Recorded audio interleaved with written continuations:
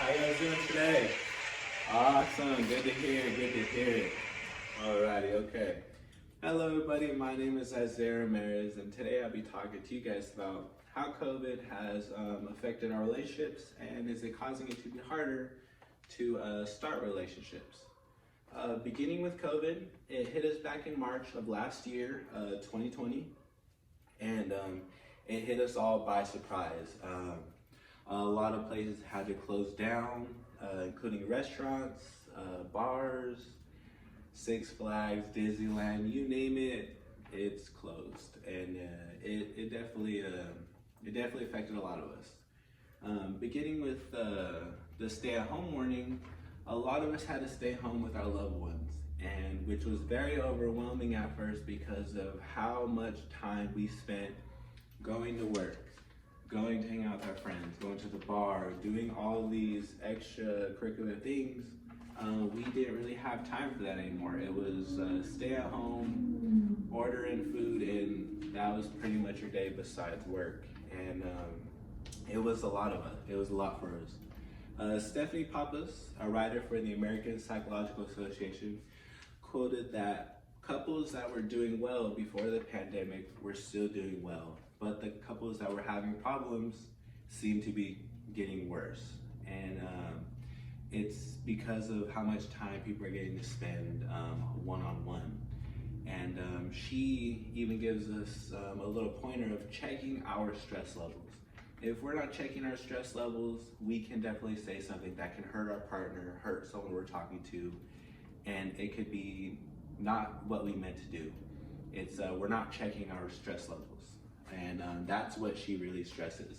If you want to keep a relationship strong, healthy, make sure you check your anger levels, because you can say something that can definitely come off the wrong way, and it can affect your relationship and your partner. Liz Mino, a Harvard staff writer, and I quote, says that according to reports, divorce and breakup rates have been on a rise in China, UK, and the US. And coming from a family who has divorced, COVID has definitely affected it. Getting to spend that time with your loved one can be very overwhelming, stressful, and not taking that time for self-care is definitely something that can affect your relationship.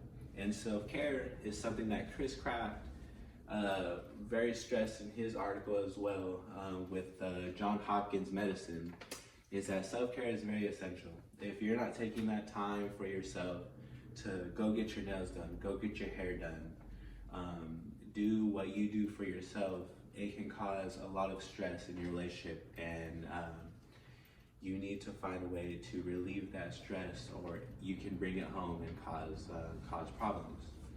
And because of places closing down and a lot of places not being able to do face-to-face because of safety regulations, it's even caused people that were recovering from alcohol abuse, drug abuse. It's given them a time to become very strong. Chris Kraft, a writer for the Johns Hopkins Medicine, quotes that people who are recovering from drugs, alcohol, need to be especially vigilant because there's no more meetings, that face-to-face, which they're relying on for that support. And it's caused a lot of people to relapse because of how hard it is to just say no, especially when there's nothing to do besides be home. And although it has affected a lot of us, we can only look at the positives and stay strong and keep it pushing.